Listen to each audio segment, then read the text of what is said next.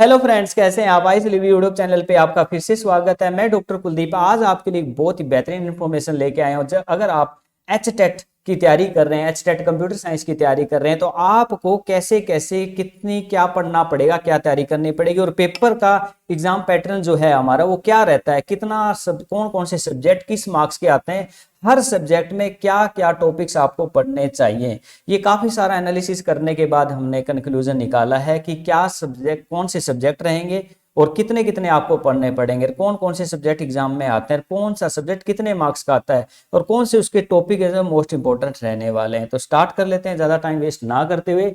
Estate PGT computer science की pattern क्या रहता है और आपको क्या कैसे तैयारी करनी पड़ेगी। देखिए, एस्टेट कंप्यूटर साइंस की बात करें तो टोटल मार्क्स जो है 150 रहता है, 150 नंबर का ये टोटल पेपर आता है और टाइम पीरियड दिया जाता है आपको 2.5 घंटे का। 2 घंटे 30 मिनट के टाइम में आपको पेपर अटेम्प्ट करना होता है। इसमें होते हैं 2 सेक्शन। देखिए, 2 पार्ट में पेपर रहता है।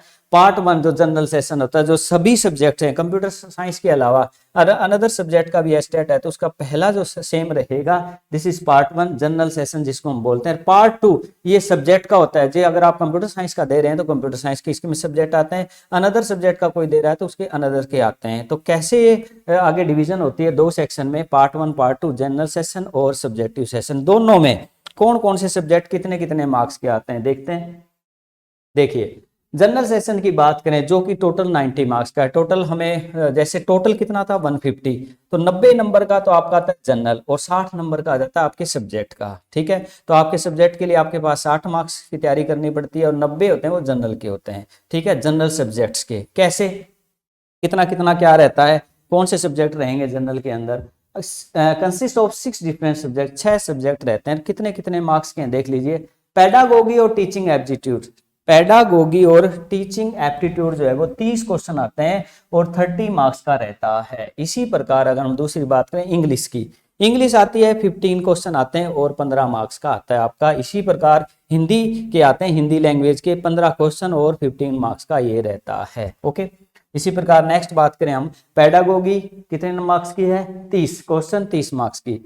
इसी प्रकार इंग्लिश है हमारे 15 क्वेश्चन और 15 मार्क्स की। हिंदी जो रहती है हमारी 15 क्वेश्चन आएंगे और 15 ही नंबर का रहने वाला है। रीजनिंग या एप्टीट्यूड, रीजनिंग एप्टीट्यूड की अगर हम बात करें तो 10 क्वेश्चन आते हैं, 10 मार्क्स के आते हैं। इसी प्रकार कुछ आपका मैथमेटिक्स और अर्थमेटिक एप्टीट्यूड रहता है, कितने मार्क्स का, 10 क्वेश्चन आएंगे और 10 मार्क्स का रहने वाला है। उसके बाद हमारा आ जाता है हरियाणा जीके, हरियाणा जीके के 10 क्वेश्चन आते हैं और 10 मार्क्स का आता है। तो ये जो है हमारा, ये सबको तैयारी करनी है जी, वो किसी भी सब्जेक्ट का हो। तो उसको टोटली जो है पेडागोगी टीचिंग एप्टीट्यूड के 30 मैक्सिमम मार्क्स रहने वाले हैं। बाकी ये देखिए 15 के लिए आपके 10 के रहने वाले हैं। तो टोटल मिला के 90 मार्क्स का ये स्ट्रक्चर रहता है जो आपको पास कराने में, आपका क्वालिफाई कराने में बहुत ज्यादा हेल्पफुल रहता है। उसके बाद जो सेकंड पार्ट है वो आपके सब्जेक्ट का रहेगा, वो आपके लिए शायद इजी रहे। कैसे क्या रहता है, सब्जेक्ट 2, जैसे हम यहाँ तो बात करें कंप्यूटर साइंस की, अगर अनदर सब्जेक्ट उनके अपने सब्जेक्ट रहते हैं। हमारे यहाँ कंप्यूटर साइंस के कौन कौन से सब्जेक्ट आते हैं और उसके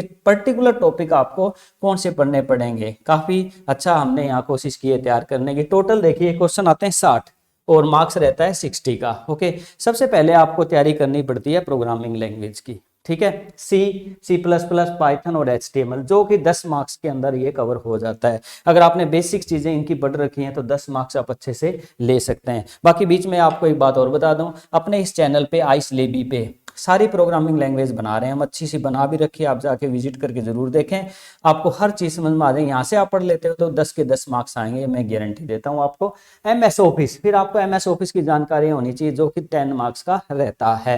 फिर बात करें हम ऑपरेटिंग सिस्टम, आगे हम इनके अंदर फर्दर डिटेल भी पढ़ने वाले हैं। इसमें कौन से टॉपिक पढ़ने चाहिए आपको, इसमें कौन से पढ़ने चाहिए जो स्पेसिफिक पेपर में आते हैं। ओके, एक बार मैं आपको बेसिक एनालिसिस बता रहा हूँ। MS ऑफिस के 10 मार्क्स, प्रोग्रामिंग के 10 मार्क्स, ऑपरेटिंग सिस्टम जो है वो 5 मार्क्स का आता है, कंप्यूटर नेटवर्क है वो भी 5 मार्क्स का।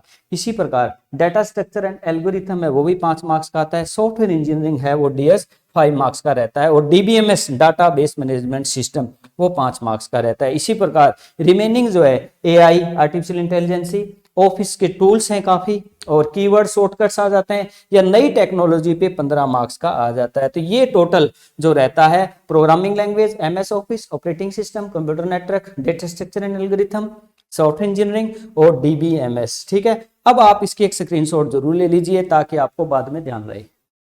ओके, स्क्रीनशॉट ले लिया होगा। अब हम अंदर फर्दर डिटेल में जाते हैं हर सब्जेक्ट की, ये बहुत ज्यादा जरूरी है, सब्जेक्ट तो बहुत बड़ा होता है। तो क्या क्या पढ़ रहे हैं आप एस्टेट की तैयारी के लिए? देखिए, अगर हम बात करें सब्जेक्टिव की, जो 60 मार्क्स का रहेगा हमारा, ऑपरेटिंग सिस्टम की, ऑपरेटिंग सिस्टम में आपको कौन से टॉपिक तैयार करने चाहिए? देखिए, सबसे पहले ऑपरेटिंग सिस्टम में states and process, states and process. Process क्या होती है? ऑपरेटिंग सिस्टम जैसे हम प्रोग्राम देते हैं कंप्यूटर को, ऑपरेटिंग सिस्टम उसको कैसे हैंडल करता है? कोई स्टेटमेंट दी तो वो स्टेटमेंट, किस स्टेटमेंट की प्रोसेस क्या रहेगी, सीक्वेंस क्या रहेगी, किस किस स्टेट में वो रहता है, तो ये हमें पढ़ना होगा। ठीक है, डिटेल में। प्रोसेस शेड्यूलिंग एल्गोरिथम्स, प्रोसेस जो शेड्यूलिंग एल्गोरिथम होते हैं जैसे first come first served, shortest time first वगैरह वगैरह।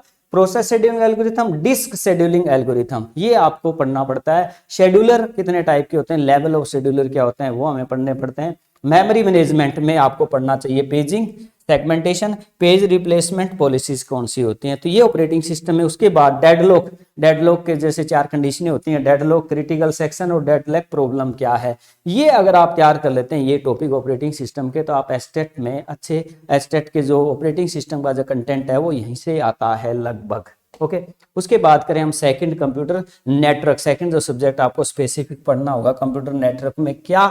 Number 1 OSI model, open system interconnection, जो ISO ने बनाया था, इंटरनेशनल स्टैंडर्ड ऑर्गेनाइजेशन ने। ठीक है, OSI मॉडल और फंक्शंस ऑफ डिफरेंट लेयर। जो OSI मॉडल में 7 लेयर होती हैं, उन 7 लेयर्स के क्या क्या फंक्शंस होते हैं वो हमें अच्छे से पढ़ने चाहिए। नेटवर्किंग डिवाइस, जब हम कंप्यूटर नेटवर्क्स आपस में कंप्यूटर्स को जोड़ते हैं तो कौन कौन से डिवाइस का यूज करते हैं? हब हो गया, NIC हो गया, नेटवर्क इंटरफेस कार्ड हो गया, राउटर हो गया। ठीक है, ऐसे अलग अलग प्रकार की जो वायर्स होती हैं, ठीक है, ब्रिज, राउटर, गेटवे, उनके बारे में आपको अच्छी नॉलेज होनी चाहिए। इसी प्रकार आप TCP IP, जैसे OSI मॉडल है, TCP IP transmission control protocol, internet protocol, ये UDP, IPv4, IPv6, उसके बारे में जानकारी हो। एप्लीकेशन लेयर प्रोटोकॉल, एप्लीकेशन जो 7 लेयर है उनमें से जो एप्लीकेशन लेयर होती है उसके कौन कौन से प्रोटोकॉल्स हैं। Ports and connects of IP addressing, IP addressing होती है ना अलग अलग, 255 255, उसके कितने एड्रेसिंग होती है, कौन सा किस क्लास के अंदर आता है। ठीक है, क्लास ABCD होती है जो IP एड्रेसिंग, वो हमें पढ़ लेना चाहिए ताकि आप अच्छे से पेपर को कवर अप क्रैक कर सको। नेक्स्ट, नेमिंग, जैसे डोमेन नेम होते हैं हमारे जो .com, .in, .uk, .in। ठीक है, DNS डोमेन नेम सिस्टम क्या है। नेटवर्क सिक्योरिटी, जब क्रिप्टोग्राफी वगैरह बात करते हैं हम, नेटवर्क सिक्योरिटी को लेकर जो इश्यूज हैं वो हमें नेटवर्क में तैयार करने चाहिए। उसके बाद नेक्स्ट सब्जेक्ट है हमारा data structure and algorithm. Data structure और एल्गोरिथम जो सब्जेक्ट, इसमें आपको एस्टेट के लिए क्या पढ़ना पड़ेगा? डाटा स्ट्रक्चर क्या है, जैसे एरे क्या है, स्टैक क्या है, Q, link list, tree and graph, ये आपको बेसिक जानकारी इन सब की होनी चाहिए, इनके एल्गोरिथम्स के बारे में। उसके बाद स्टैक की एप्लीकेशन है, जैसे रिजर्व पॉलिश नोटेशंस होती है, इनफिक्स, प्रीफिक्स और पोस्टफिक्स नोटेशन है। एक्सप्रेशन कन्वर्जन होता है, इनफिक्स टू प्रीफिक्स बदलना, प्रीफिक्स टू पोस्टफिक्स में बदलना, ये चीजें आपको आनी चाहिए। इसके बाद सोर्टिंग टेक्निक्स हैं, जैसे सर्चिंग और सोर्टिंग 2 होती हैं। सर्चिंग में जैसे कि सिलेक्शन सॉर्ट, बबल सॉर्ट, ठीक है, इंसर्शन सॉर्ट के एल्गोरिथम, और आपका सर्चिंग में लीनियर सर्च और बाइनरी सर्च, इनके बारे में आपको अच्छी सी जानकारी, और इनकी कॉम्प्लेक्सिटी, एल्गोरिथम की जो टाइम और स्पेस कॉम्प्लेक्सिटी होती है उसकी एक टेबल होती है, किसकी क्या कॉम्प्लेक्सिटी है वो टेबल आपको अच्छे से याद होनी चाहिए, उसमें सीधा डायरेक्ट क्वेश्चन कई बार पूछ जाता है। तो सॉर्टिंग टेक्निक जैसे bubble sort, insertion sort, selection sort और मर्ज सॉर्ट और क्विक सॉर्ट, इनके बारे में आपको अच्छी सी जानकारी हो। उसी प्रकार सर्चिंग में लीनियर सर्च और बाइनरी सर्च और कॉम्प्लेक्सिटी एनालिसिस और टोटल और एस्ट्रोटिक नोटेशंस जो हैं वो आपको अच्छे से क्लियर होनी चाहिए। ट्री ट्रांवर्सल है, in order, pre order, post order, ये आपको अच्छे से आना चाहिए। ग्राफ्स की बात करें हम डाटा स्ट्रक्चर में तो आपको डेप्थ फर्स्ट सर्च और ब्रेथ फर्स्ट सर्च की जानकारी हो, मिनिमम स्पैनिंग ट्री जो होता है, क्रूस्कुल और प्रिम्स इसके एल्गोरिथम होते हैं, उनकी जानकारी आपको हो, और शॉर्टेस्ट पाथ एल्गोरिथम्स आपको अच्छे से आते हो।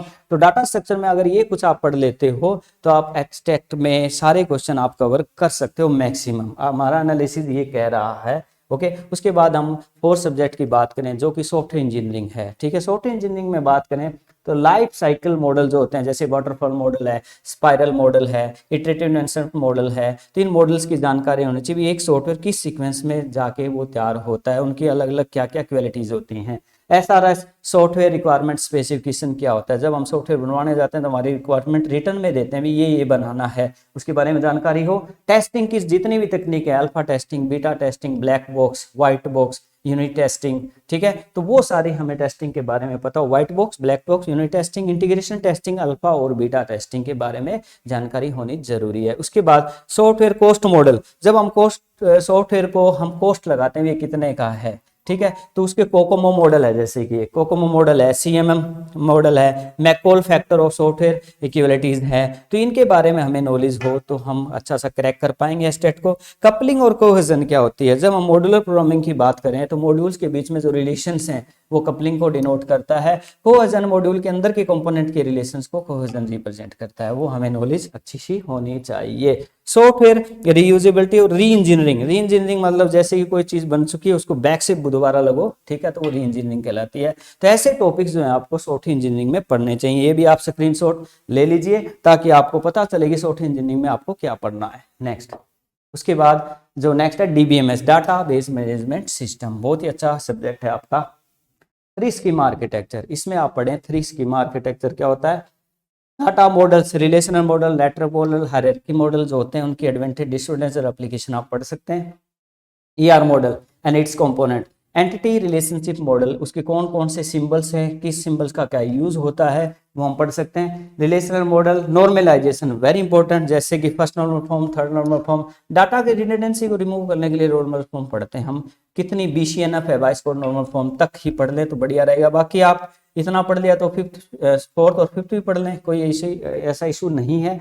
रिलेशनल अलजेब्रा, ये तो मोस्ट इंपॉर्टेंट रहेगा, जो अलग अलग यूनियन, इंटरसेक्शन, कार्टेशियन वगैरह ये जो हैं उनकी कैलकुलेशंस जो निकलती है वो हम पढ़ सकते हैं। SQL स्ट्रक्चर्ड क्वेरी लैंग्वेज, इसमें बेसिक कमांड है। DDL data definition language, DML data manipulation language, DCL data control language, एक होता है TCL ट्रांजैक्शन कंट्रोल लैंग्वेज। तो उनके कुछ 10 15 कमांड्स हैं वो हमें सीखनी है। डाटा टाइप्स कितने होते हैं, उसके कौन से उसमें हम कॉन्स्टेंट्स लगाते हैं, जैसे नोट नल हो गया, ठीक है, प्राइमरी की हो गया, चेक हो गया, ठीक है, यूनिकनेस हो गई, ये चीजें हम वहां पढ़ सकते हैं। और कीज, प्राइमरी की, सुपर की, कैंडिडेट की, फॉरेन की, उनकी अच्छी जानकारी आपको हो तो काफी बेटर रहेगा। ट्रांजैक्शंस, कंकरेंसी कंट्रोल, जब हम मल्टीपल यूजर एक ही डाटाबेस को यूज कर रहे होते हैं तो कंकरेंसी आ जाती है, पैरेललिज्म आ जाता है, तो उसमें काफी इश्यूज आते हैं, तो उसको रिजोल्व करने के लिए कंकरेंसी कंट्रोल को हम पढ़ते हैं, तो वो काफी अच्छा टॉपिक रहेगा। नेक्स्ट हमारा है next and last, this is your computer architecture and digital electronics. यहाँ पर आप पढ़ सकते हैं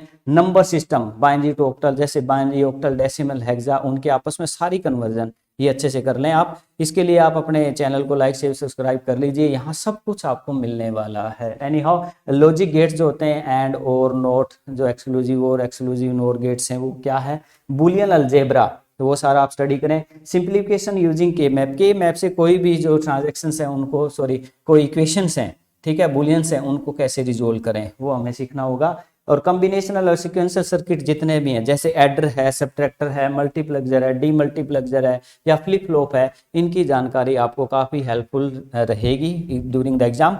मेमोरी हायरार्की, मेमोरी में जैसे कि मेमोरी CPU है, उसके अंदर जो रजिस्टर होते हैं, फिर कैश मेमोरी होती है, फिर प्राइमरी मेमोरी होती है, फिर सेकेंडरी मेमोरी होती है, उनके कितने टाइप, किसकी क्या स्पीड रहती है, किस स्पीड से उसको मापा जाता है, MBPS वगैरह, ठीक है, गीगाहर्ट्ज वगैरह, वो जानकारी आपको होनी चाहिए।